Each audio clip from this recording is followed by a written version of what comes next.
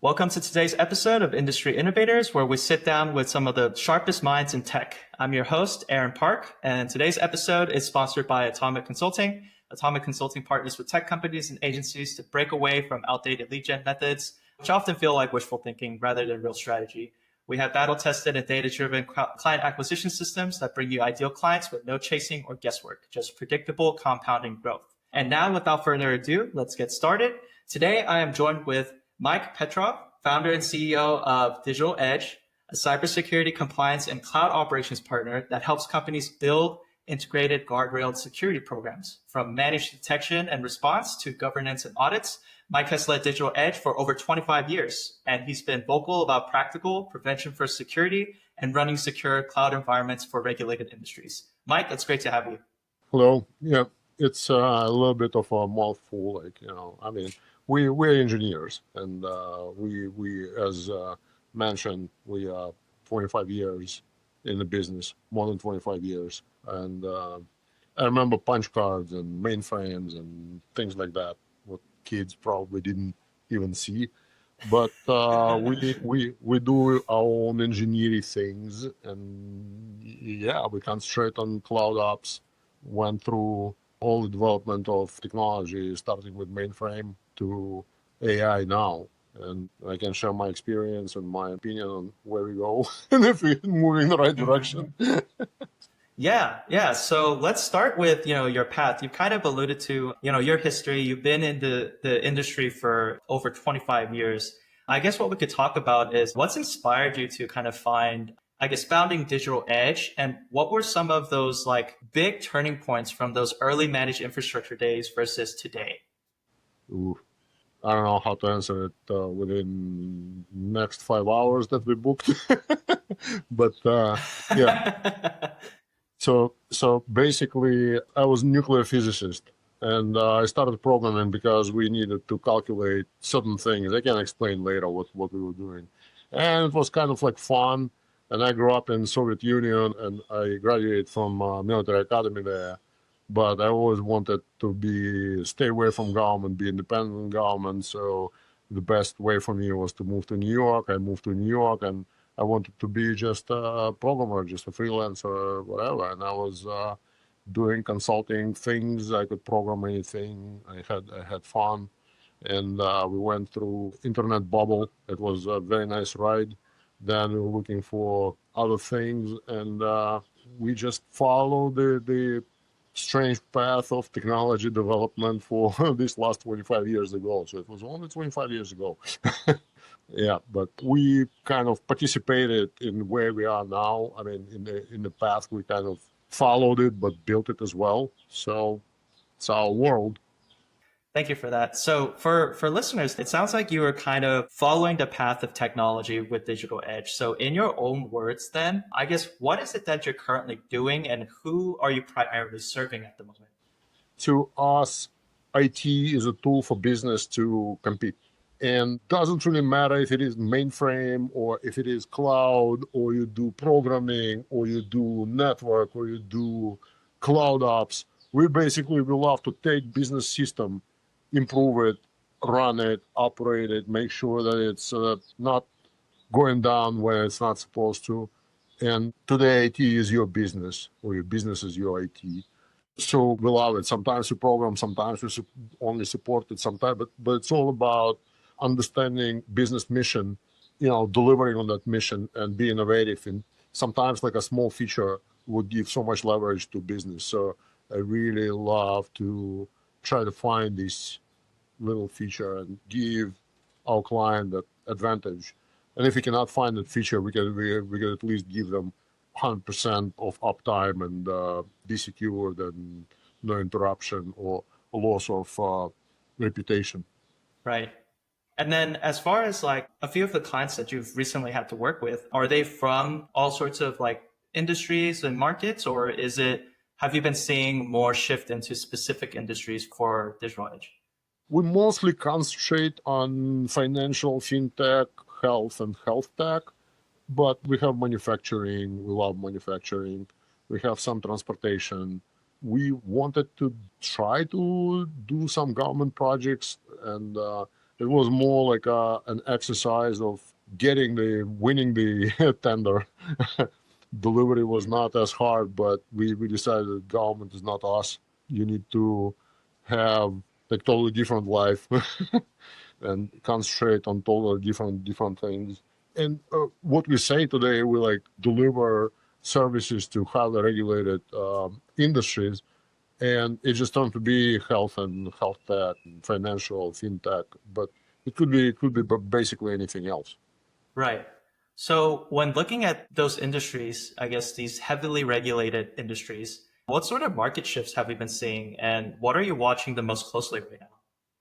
Market shift. I don't know about market shift. Let me tell you, I'm becoming like more conscious of if it is fintech, if it is growth. Okay, we have to build, and then when they have to grow from $1 million to $50 million, they understand that they have to build certain things.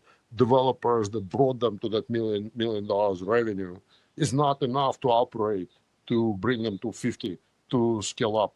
And that skill you have to build inside. You have to build certain function, and you have to exercise certain muscle to be able to support not 5 clients but 50 clients, to support their different needs, to support uptime. And I understand that AWS or Azure or Google may not be crashing, but the application that is written could be unstable.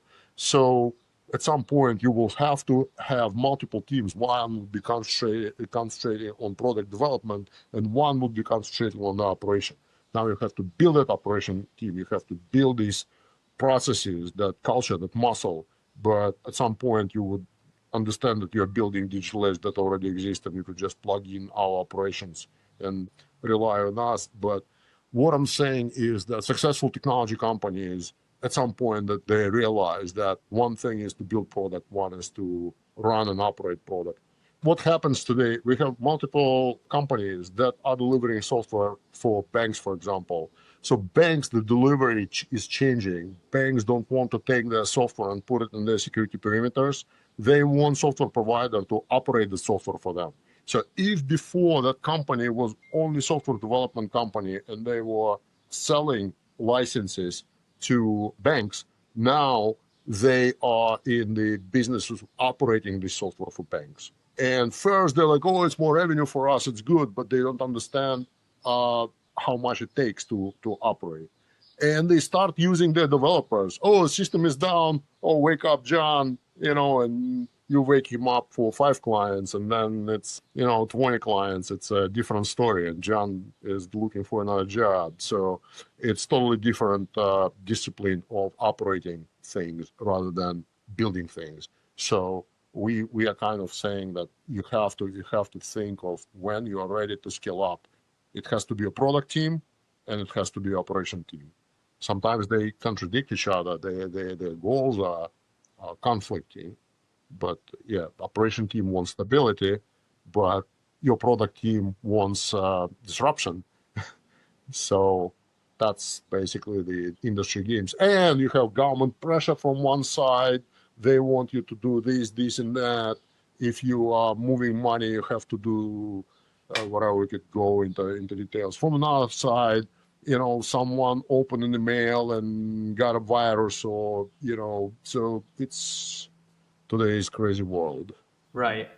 And then from your perspective, with all of those moving pieces, how has that kind of influenced your strategy as like digital edge is growing? I know you mentioned you started out being like the builders, but now there's like operations involved. There's like that client management involved, right? So how has that kind of influenced your strategy as you're growing? We build certain tooling, certain framework, how any company should operate, any technology, and we can scale that. And sometimes we cannot scale, sometimes it fails, sometimes incident happens. And we say that the quality of IT is defined not that incidents are not happening, it's how company reacts to incidents. We see even like partners or people in the industry, something happens like, no, it's all your fault. Or some people take full responsibility. So it's more about taking responsibility, analyzing failure, and coming up with different methods to put extra preventive measures so it would not happen again. And I found myself in a very comfortable position because when I was a kid, I was on a team of operating nuclear power plants, and they have like triple defense systems. Like something happens, this defense system should work, that defense system, and we were like sitting and doing. We didn't have this terminology back then. We were doing risk analysis. But back then, we're like, okay, what's going to happen in this? What's going to happen? I mean, don't mind Chernobyl, not my fault.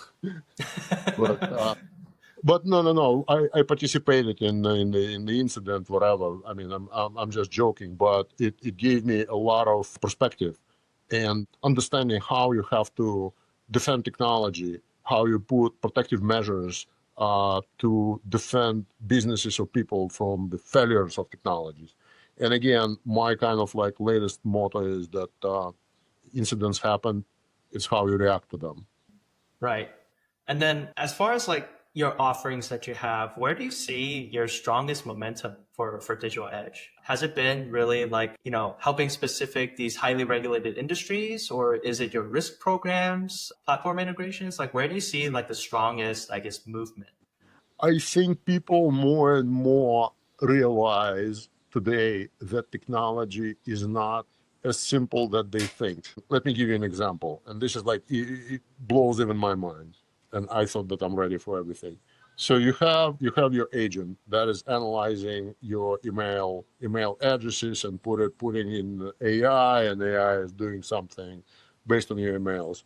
So like people, and I'm simplifying it, and we could go into details, but and people could send you an email with white font over white background that you wouldn't see, but AI would see it and it would get directions to do something based on the commands that is hidden in your email, or you could pollute data, or you could.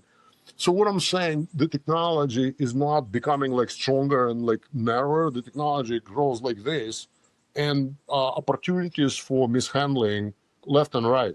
And we see that people will be more and more asking to standardize their risk assessment and protective tactic, protective operation, how to be able to operate, because leaders in the industry will only grow larger.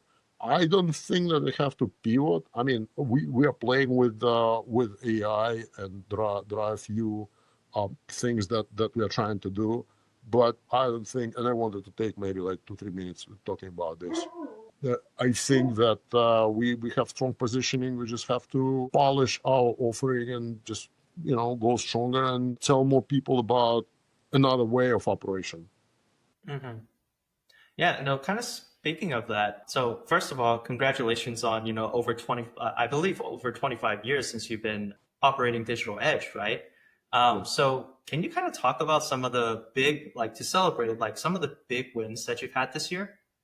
Oh, there is nothing to celebrate. I can tell you people like, oh, listen, you have such a good life because, you're taking clients and, wine and dine and whatever, steakhouses, New York, whatever. I said, what is the most disgusting day? When you have 3 meetings with 3 clients and you're going to steakhouse 3 times and you eat steak 3 times. You're already full and you have to eat it And over and over again. no. But the problem is, first steak is good, second steak is okay, third steak you cannot. But the problem is that every time, so like first client lunch, second time is like dinner, like like around 5 when they work, and the third client is like sometimes around 8 o'clock. So 8 o'clock you cannot eat that steak anymore. But it's like manly thing, everybody's like, yeah, nice steak, and you have to say, yeah. You're like, oh my god.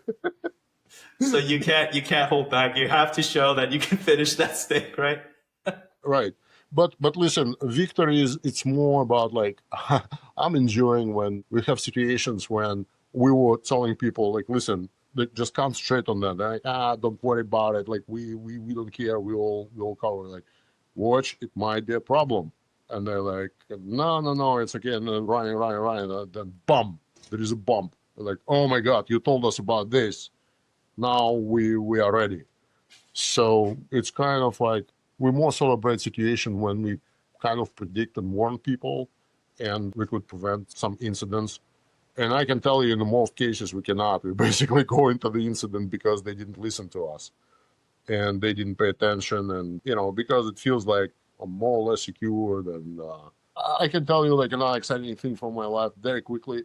One of our clients that we not manage security told us that there is some kind of a problem. We discovered completely 0 day, completely new virus. It was like one of the version of Medusa, and we were basically contacting anti-malware companies, telling them about this new thing, and we kind of disassemble it. We kind of like figure out what to do with it. But we saw that leaders in the industry reacted only 2 weeks later. They could provide cleanup like mechanisms, and their anti-malware could deal with that. But again, we're geeks, so our celebration is totally different than popping up champagne like Wall Street. We're not wolves of Wall Street. We're more like mechanics.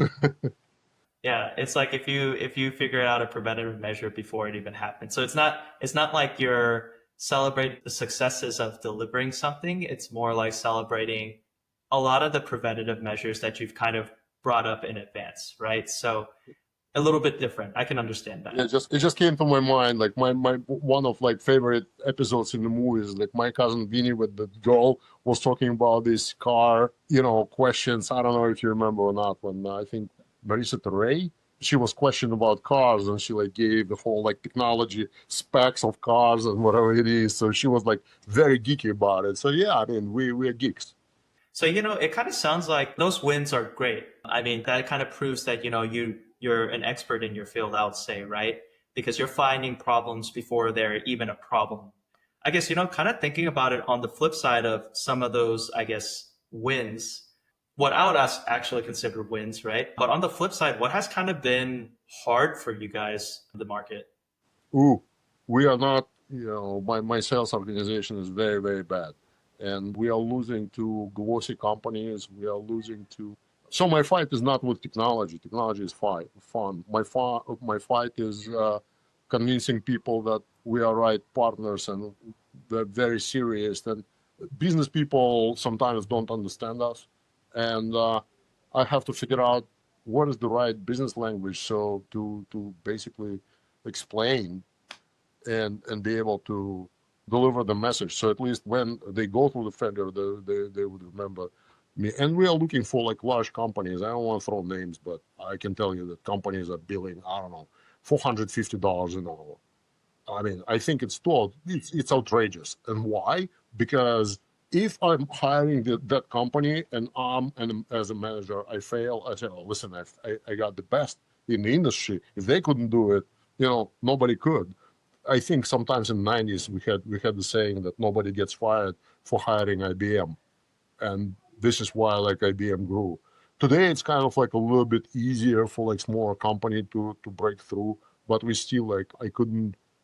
My biggest work is not on technology but on the sales organization, sales, marketing. It's so much noise in the industry. It's like it's impossible to break through noise. And I can tell you, one of the challenging thing. So our client is saying, "Oh, you remember one year ago we deployed that security product?" We're like, "Yeah." Like, scratch it. This year we're bringing another vendor. We're like, "Look, why? It's same thing. It's like absolutely the same thing, but not mature. It's like 1 year less in maturity or three." And they're like, no, no, no, they're leaders in the market. They are whatever. So we see that people are not even like competing on the marketing, but we're competing by an ability to spend marketing budgets and outmarket rather than outperform. And this is like left and right. So we're like deploying, we're scratching one system, we're deploying another system, and then, oh, it doesn't have this feature. Can we keep that system? So, and we see it left and right. No, that actually resonates with me a lot. Like you mentioned, there's a lot of noise. And then the challenge is like helping clients and helping others kind of navigate through that noise. And it sounds like that's kind of where you're having the challenge, right? Because obviously like you've been in this technology space cybersecurity, building software. You've been in this space for over 25 years now. Not to toot your horn, right? But then you're an expert.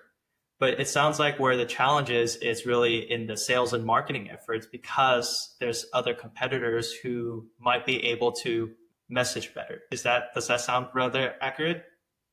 Message, the way to deliver the message. Yeah, I mean, look, I think you know that better than me because, again, I can teach people how to organize technology teams, how to, again, I have like a military background. Like I can run teams, I can run projects, I can run R&D, I can run, for me, sales. It's like, you know, and unfortunately, yeah, I could not find like very strong like sales personality who would bring. I think if I had much stronger sales CRO, VP of sales or whatever, we could be like much higher. And my guys, they want stronger leadership, and we just cannot find. So maybe someone will watch your podcast and say, let me try. Yeah, we could grow, extend easily on the delivery side. We need more sales. Yeah, it's funny how you mentioned that because I think it's actually a pretty common problem that a lot of, I guess, tech firms and agencies kind of run into. So I kind of wanted to ask you, do you think from your perspective, I mean, you've been within this industry for such a long time. Do you think that's sort of a industry-wide issue where, the technology is there, the knowledge is there, but then you're kind of finding the struggle with the sales and marketing? Or do you feel like that's really only unique to your business at the moment? No, I think it's overall like in IT and technology. It's overall it's harder and harder to sell. I have a friend who cashed out almost $1 billion, and he said that it's not a question to build. Before you build, you have to sell it. So today, sales is a king of everything. So I guess kind of to follow up on that, because I'm actually curious. I know you've been saying that you're searching for someone who's sort of like whether that's a CRO, right, for RevOps or sales and marketing leader. I guess what's kind of been preventing you from finding someone like that? Is it really like just not a lot of interest? Do you think it's the money? Like what's kind of the struggle there? Like why haven't you been able to find someone like that? I feel I'm going through like a mental therapy because what I'm gonna say is like very very painful. The thing is that we are not startupish. We are not sexy. People are saying like, okay, to build a factory, right? You have to invest a lot of money, and then profit margin will be like very little, or you will break to like neutral within like 5-8 years, and then you will get I don't know maybe like 2, 3, 5% profit, but it will be stable because it's a factory. It's like something commodity. And some people will say, why would they invest in that? I can throw it in Bitcoins, or I can throw it in, I will invest it in whatever stocks or whatever it is, NFTs, doesn't matter. Why would I struggle to build factories? And I think the guys who want to invest in NFT or any whatever high profit Right, ways high valuation type of asset or something. are Yeah. much smarter than us. But the thing is that we are engineers. So what I'm saying is that we are not sexy, we are not startups because people want, like, if you want CRO, right, you have to say, listen, at $1 million, I want to be $30 million or whatever, like $10 million. This is like one my product, and we have to like figure out how to run. And in our situation, we passed that startup stage, but we are not big enough. So we are not sexy. So I need to be $50 million, for example.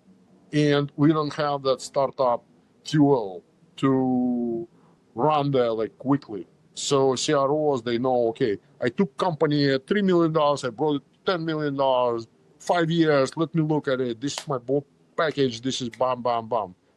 We kind of like a small business, and I can tell you that it's hard. We're just working horse. But at the same time, we see attitude when someone is saying, okay, I want to be VP of sales. And like, how much? Doesn't matter how much. And I'm like, why do you think I worth it? And the answer is like, what do you mean? Today I'm making this money, I should get the same. And I'm like, what can you bring? What you actually can you analyze our offering and say, Hey, within 3 months I'll sell this. Within 6 months I'll sell some. Listen, I can give you time to mature or grow up. Like you take a tree, you move it. It has to grow through the new soil. Uh, Adapt to that environment, right? right. But can you project something and commit to something? Give me like numbers, and people just don't. They wanted to get salary, and then the whole risk is mine. And it's not that I didn't try. I tried. I tried so many times, and I don't know. I can throw numbers. Once I hired a guy whose base salary was 250, which is I think more or less okay, and it was 5 years ago.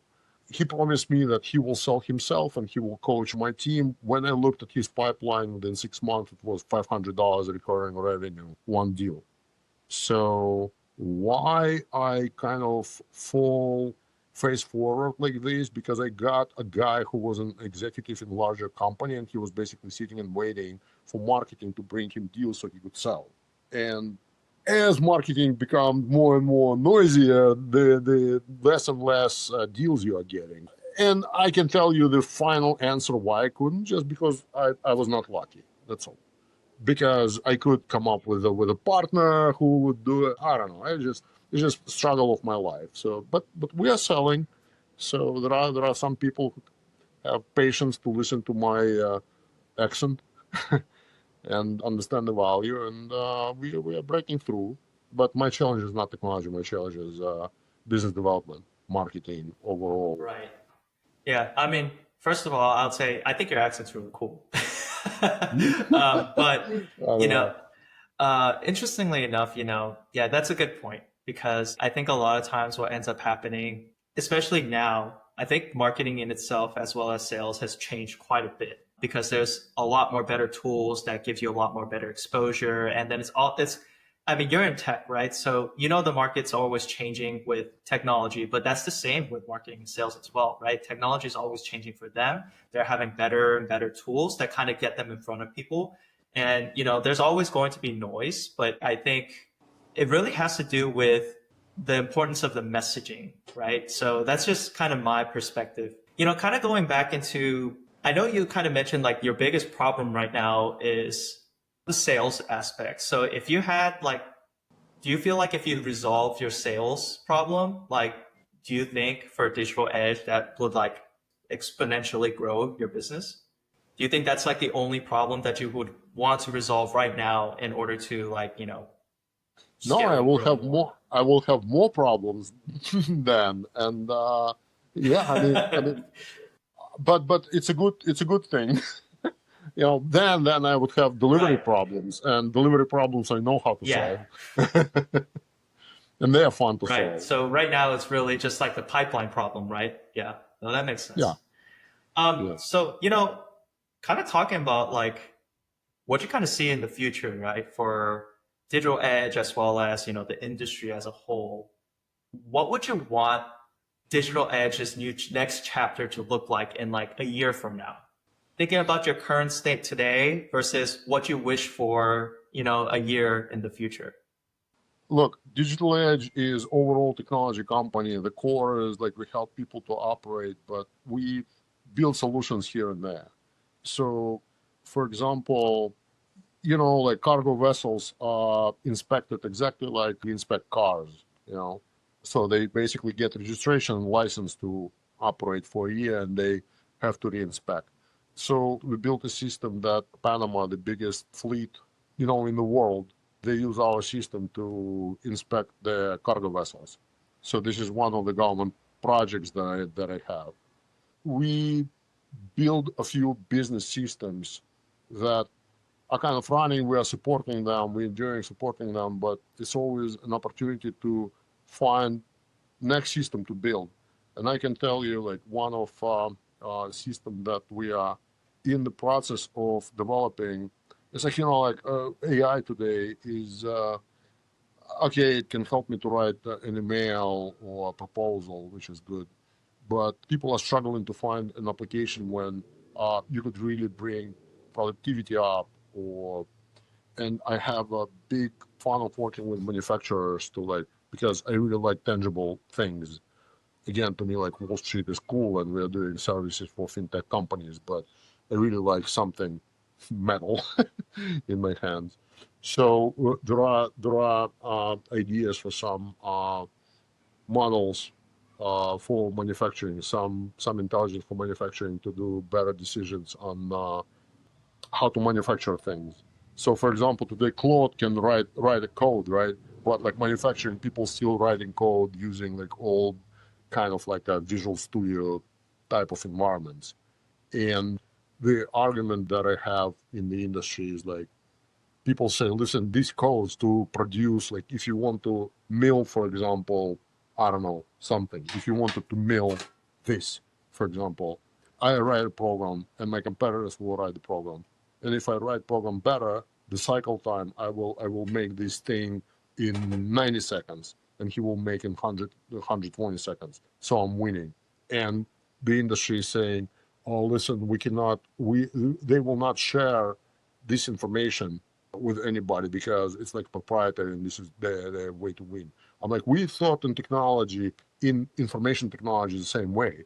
But then open source companies started popping up, showing that when you open it would give benefits more. Because if I can ask the community, I have this thing, what should be my cycle time? And my cycle time is 120, and someone will say, listen, it should be 90. It's a way for me to optimize. So when you're sharing something, you're losing something, but at the same time, you could get back that intelligence. And we're seriously kind of like thinking about where we could apply that. But the thing is that the whole industry is not collecting enough information. I mean, it does not collect information that is gold today. So today, AI scientists are saying that, any possible data sets are already taken and models were trained on them. So now the next stage should be, we should figure out how to produce data sets. So we cannot rely on weather data set, you could go to online, find free data set, teach your own model, whatever you've done. But the thing is that businesses should be thinking what data sets they should generate that they could use AI.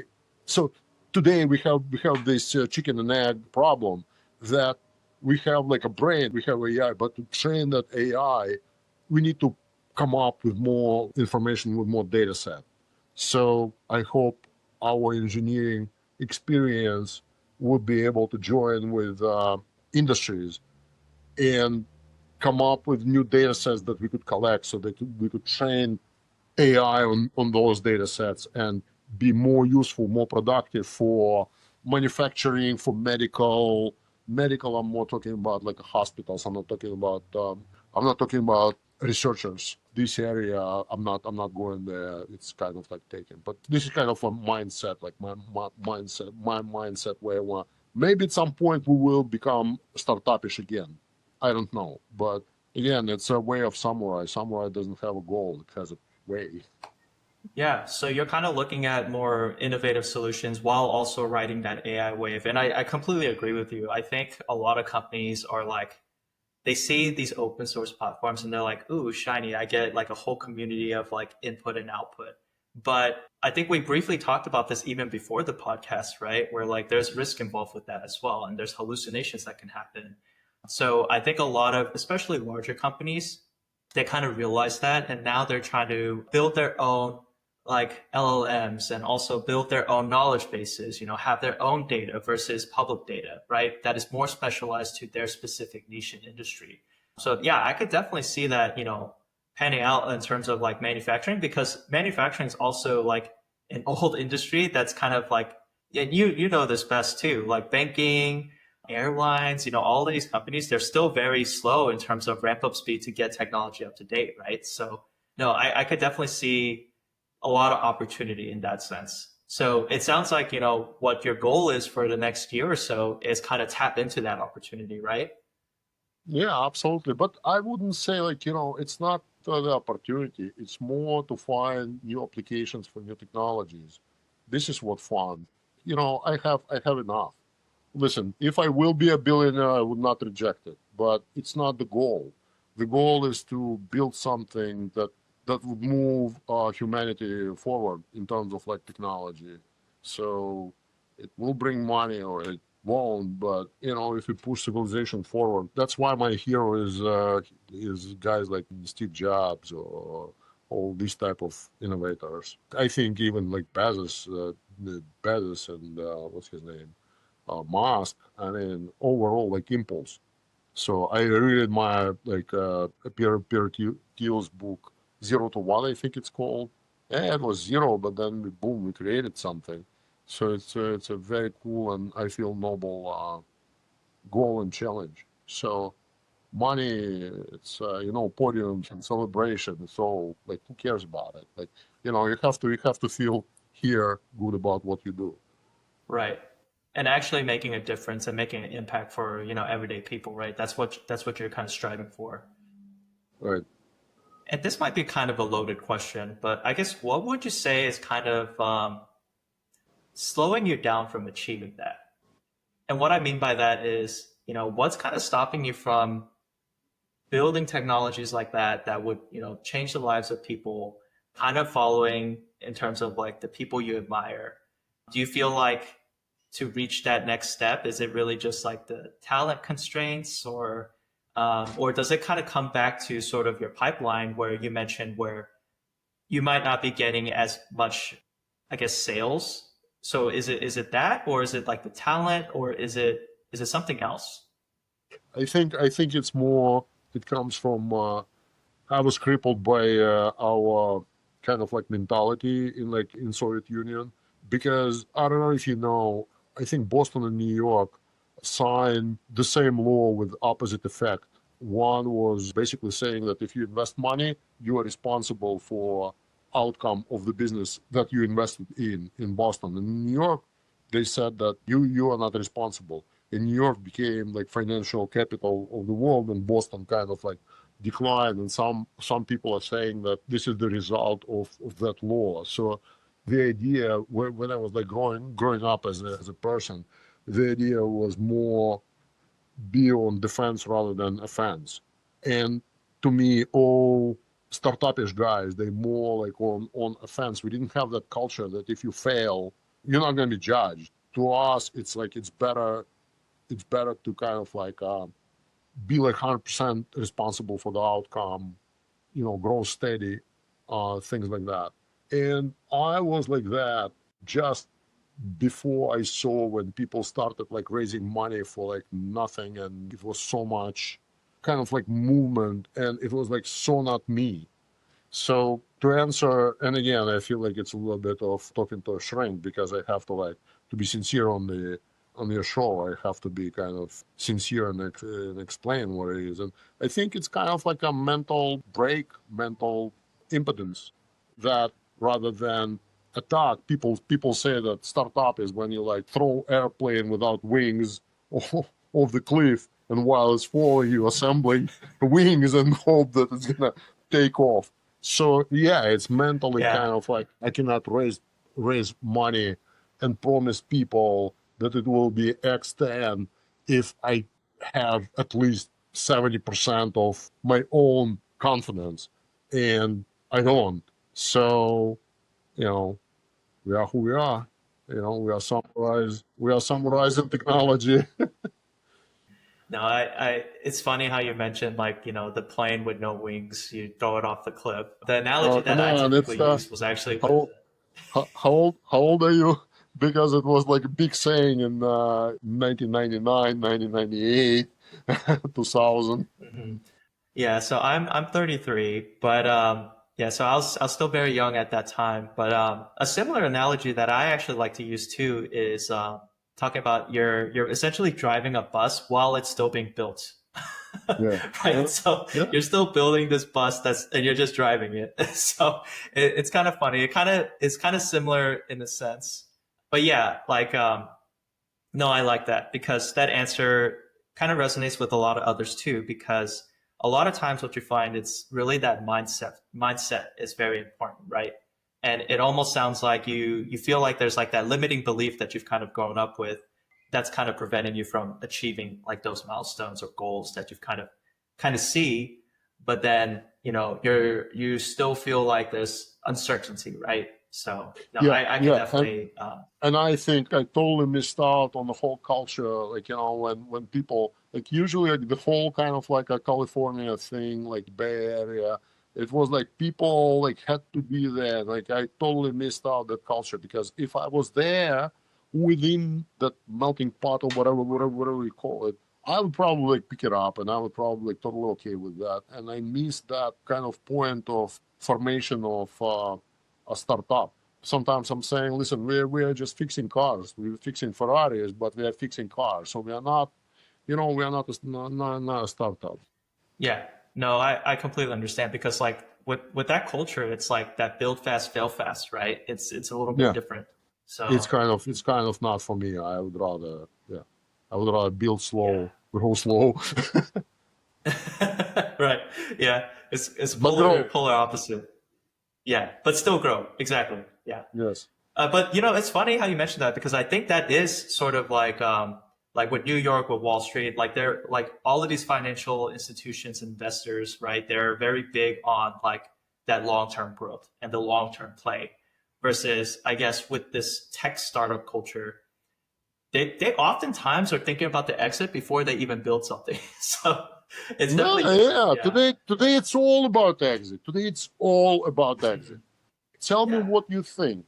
All the new AI startups, what is percentage of these AI startups in money or just number of startups that truly believe that they will change the world? Because how many people, how many startup companies that are processing resumes or RFPs or editing videos, or what is percentage of sincere innovators, or just followers just to ride the wave? This is why exactly I said that I don't really like agree with an idea that I wanted to ride that wave of AI. To me, it's not a way to ride a wave. It's to apply the technology. So yeah. Yeah, there was like a I forget which school produced that article, but they were suggesting I think it was actually Gartner that did the study, not a school, but essentially they were stating that over 80% of these AI companies were likely to fail. Yeah, Um, absolutely. and it's yeah, it's a strong message too. But then the funny thing is, I think to put into perspective the failure aspect of it, I think it also kind of depends because what I've noticed is, these large venture capital like partners and all these huge conglomerates, they acquire all these small companies, right? And then that kind of forces those founders to kind of exit at times, even if they're not doing too well, and they just get bought out. So, I mean, I guess in terms of like, yes, I didn't grow my business to become the next like Google or Meta or whatever, but I guess to a certain extent, it's both kind of a failure, but also a success story for someone if that was their goal ultimately, right? And I think that's kind of what it feels like, unfortunately. And you and I were being real about it. It's a lot of these companies, especially the small startups, like you said, like the resume AI builders, like I think last time I saw there was over like 40,000 different AI tools since the last 2 years, Nice. which is a lot of noise, a lot of, it's just a lot, right? So the market in terms of like AI products is pretty saturated. But again, I think for a lot of these people, like it just really depends on what your ultimate goal is. Like you have a different goal in terms of like that long-term growth. I think for like I mentioned this earlier, for a lot of these guys, it seems like their ultimate goal is to get it to a certain point and then ultimately exit. And like that's what they've kind of built towards, and that's like their strategy.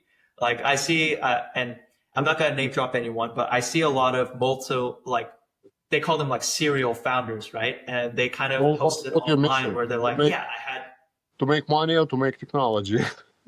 I'm on a mission to build technology. exactly. Yeah. So you see people where they're like, I'm a serial founder. I exited like 5x, $50 million companies, right? And you hear it all the time. But yeah, it's a different mission for sure. I So think it's called. I think it's a cultural barrier for me. So, mhm. also I'm Yeah. an immigrant. I was poor like a rat. My first job was $2.75 in Brooklyn in 1994. So I raising money, I had to make money to feed my family, and if I cannot get a project and code something, so that was my culture. So Yeah, I'm actually a first generation too, and I'm the first one in my family that graduated college as well. And my family came here with no money either, so I that resonates with me. I mean, but where your I roots think from? I think Korea, South Korea, not Uh, North Korea. uh, Listen, I would even respect you if you came from North Korea because you had courage to get out of there. Yeah, it's a challenge. I mean, there are people who do get out, but it's definitely very hard for them to get out of there, right? Like they have programs where they do like exchanges now between both, but yeah, it's you probably won't meet a lot of North Koreans, I would say, in the States. Like there are a few, but a lot of times the story is very sad, but we won't get into all of that. Yeah. So I guess as far as like, closing thoughts, you've been guiding Digital Edge for again the past like 25 years, basically since the dot-com bubble, right? I guess from your experiences, what leadership principles would you say have stayed kind of constant for you? Like leadership principles, like how you operate as a leader, what has stayed like operating habits, for example, what stayed constant for you in your Yeah. entire like journey as a leader the past There 25 are years? there are multiple suggestions that I could come up with, but I think the main one is you have to have very sharp understanding what is bad, what is good, what is right, what is wrong, and you strive for good, and you'll be fine. Don't strive for good, or sometimes you don't understand. You deliver something that is not good, and this is even worse. That you don't understand that this is bad. That is like so you always have to have a compass. This is good thing. You have to aim your direction that way. And yeah, situation could be, it could be situational. It could be you hiring, you firing, you taking projects, you struggle, but you have to push your ship. You have to aim it to your North Star. No, that's amazing. Mike, thanks for all of the insights and thank you for, the in-depth conversation. I know we went at a very deep level in terms of like what's been going on, what are your thoughts, and you were very honest, right, with our listeners. So I do appreciate all of that. And so, before we actually wrap up for our podcast, is there anything else you'd like to share for viewers and listeners? I just want to say to like new engineers that are going to this business, it's tough business. It sounds like IT is fun, whatever. So if you're a good technologist, bad times, good times, you stay technologist. Usually, if you're not a good technologist, you will switch your profession. But if you really in this industry, you should enjoy failures, enjoy playing, enjoy like constantly, coming up with new ideas and trying these ideas, not just coming out. Try to implement these ideas. And the sooner you understand if you are for this business and this is your destiny, this is your career, you should stick to it. And I feel that education system is very and it's in a unique position because they are challenged by AI and like other things, but there are so many things to learn, so many like when I started programming, I was like, oh my God, where do I find like manuals, like definitions of function, whatever. And we had guys who remember them all, and you were like, it was like so today it shouldn't be just you shouldn't be settled with let me go to college and listen to you have to try, you have to program, you have to like and only that would kind of put you in the position that you could challenge the world and say, okay, let me build my own technology, let me build my own iPhone, let me build my own Tesla, let me build that AI model for manufacturing that I'm talking about. So I wanted to wish younger generation to, it's fun, but it's tough. No, I love that. No, thank you, Mike. And for listeners who want to learn more or even connect with Mike and his team, they could visit digitaledge.net. And you could also follow Mike on socials such as LinkedIn. I'm Aaron Park. This has been Industry Innovators. If you've enjoyed the show, please follow and share, and we will actually see you next time. Thank you, guys.